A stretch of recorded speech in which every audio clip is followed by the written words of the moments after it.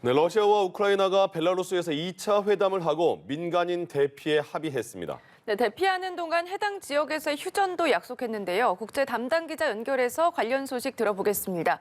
이봉석 기자. 네, 러시아와 우크라이나가 예소련 지도부의 별장이 있었던 벨라루스 벨라베시우 숲에서 2차 평화회담을 가졌는데요. 양측의 입장차만 확인했던 1차 협상 때와 달리 2시간 반 동안의 회담 끝에 일부 합의사항이 발표됐습니다. 우크라이나 대표단은 충돌 지역에서 민간인 대피를 위한 인도주의 통로를 만들자는데 인식을 같이 하고 대피를 하는 동안에는 일시 휴전하기로 했다고 전했습니다. 양국은 조만간 인도주의 통로 운영을 위한 연락 채널을 만들 예정입니다. 협상 결과에 대한 평가는 엇갈렸습니다. 우크라이나 측은 기대한 만큼의 결과는 얻지 못했다면서 많은 도시가 포위되어 있기 때문에 인도주의적 측면에 집중했다고 밝혔습니다. 반면 러시아는 중요한 진전이라고 평가하며 민간인들의 신속한 대피를 촉구했습니다. 양측은 다음 주 3차 협상을 이어가기로 했는데요.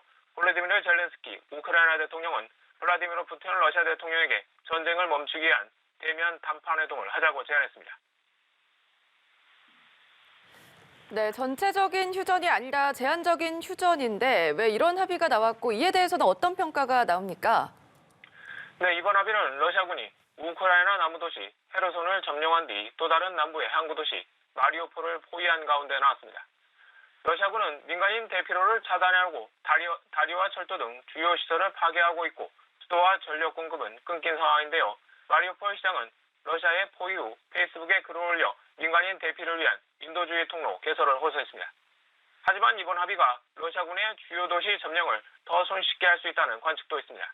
러시아가 민간인들을 탈출시키고 나면 대대적 군사공격으로 해당 지역 우크라이나 군인들을 전멸시킬 수 있다는 겁니다. 결국 민간인 희생은 줄어들겠지만 군인 전사자는 크게 늘 수 있습니다. 러시아가 마리우폴까지 점령한다면 두 가지 측면에서 우크라이나에겐 치명타가 됩니다. 우선 러시아는 다음해 오데사를 노릴 것으로 보이는데요. 오데사까지 함락되면 우크라이나는 흑해와 아조프에 대한 접근권을 잃게 됩니다. 남부 해안을 모두 내주게 돼 사실상 내륙 국가가 되면서 해상 수송로가 차단되는 겁니다. 또 러시아군이 세력을 확장하면서 남부 전선이 이미 신러 반군이 장악하고 있는 동남부 돈바스 지역과 연결된 상태인데요. 더 진군하면 동북부 전선과도 합쳐지게 되고 북부의 수도 키이우도 위험해집니다. 네, 제재 상황도 보겠습니다. 미국이 푸틴 대통령의 돈줄이라고 할 수 있는 러시아의 신흥 재벌들을 대거 제재 대상에 추가했다고요? 네, 그렇습니다. 푸틴 대통령의 돈줄로 꼽히는 측근, 이른바 올리가르히로 불리는 러시아 신흥 재벌들에 대한 제재를 추가로 발표했는데요.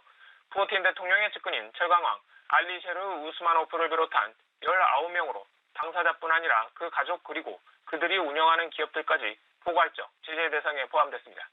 미국은 또 허위 선전을 퍼뜨린다면 푸틴 대통령의 최측근 인사인 드미트리 페스코프 클레밍궁 대변인도 제재 대상에 올리고 비슷한 단체와 개인에 대해서도 제재를 부과했습니다.